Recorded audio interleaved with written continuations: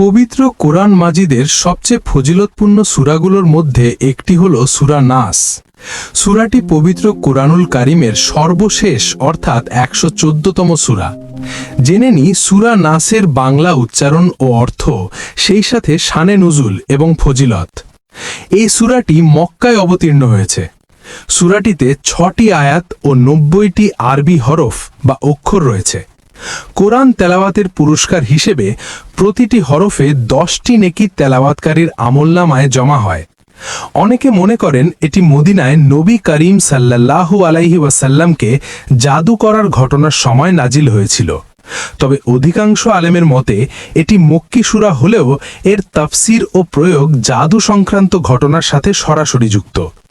সূরাটি হল কুল আউযু বিরাব্বিন নাস, মালিকিন নাস, ইলাহিন নাস, মিন শাররিল ওয়াসওয়াসিল খান্নাস, আল্লাযী ইউওয়াসবিসু ফি সুদুরিন নাস, মিনাল জিন্নাতি ওয়ান নাস। হে নবী মুহাম্মদ সাল্লাল্লাহু আলাইহি ওয়াসাল্লাম, বলো, আমি শরণ নিচ্ছি মানুষের প্রতিপালকের, মানুষের অধীশ্বরের, মানুষের উপাস্যের, তার কুমন্ত্রণার অমঙ্গল হতে, যে সুযোগ মতো আসে ও সুযোগ মতো সরে পড়ে, যে কুমন্ত্রণা দেয় মানুষের অন্তরে, জিন বা মানুষের মধ্য থেকে। ইমাম ইবনে কাসির এই সূরাটির ব্যাখ্যায় মূলত এর গুরুত্ব আল্লাহর ৩টি গুণ রাব্বুন প্রতিপালক, মালিক অধিপতি, ইলাহ মাবুদ বা উপাস্য এবং শয়তানের প্রকৃতি ও জাদুর প্রভাবকে প্রাধান্য দিয়েছেন।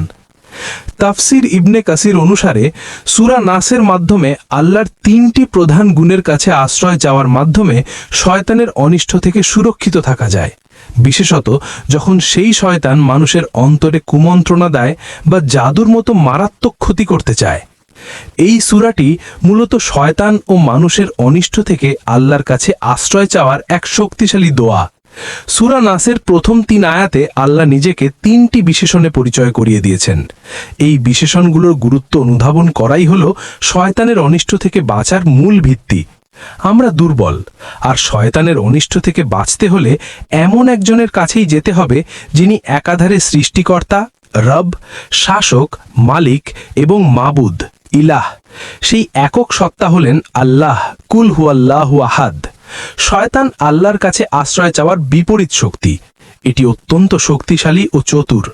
শয়তানের প্রকৃতি বুঝতে পারলে তার থেকে বাঁচা সহজ হয়।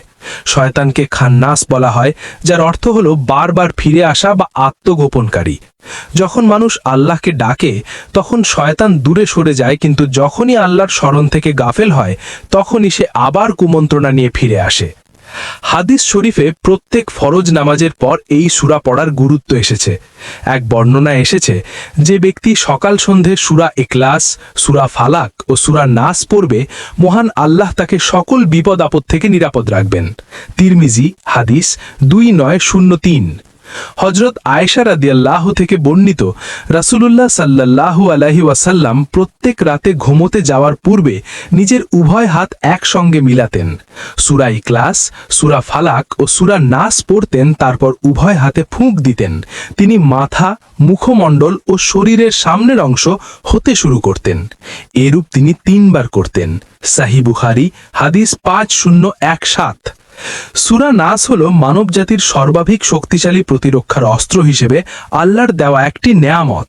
শয়তান মানুষের সবচেয়ে বড় শত্রু, যার রক্তে চলাচলকারী জিন শয়তান বা সমাজের মানুষ শয়তানের বেশে আসতে পারে। এই মহাজাগতিক শত্রুর কবল থেকে বাঁচতে হলে আল্লাহর একক ক্ষমতা, প্রতিপালকত্ব ও উপাস্যত্বে বিশ্বাস রেখে নিয়মিত এই সূরাগুলো পাঠ করা এবং আল্লাহর কাছে আশ্রয় চাওয়া অত্যাবশ্যক। ব্যাখ্যাটি ভালো লেগে থাকলে সাবস্ক্রাইব করতে ভুলবেন না।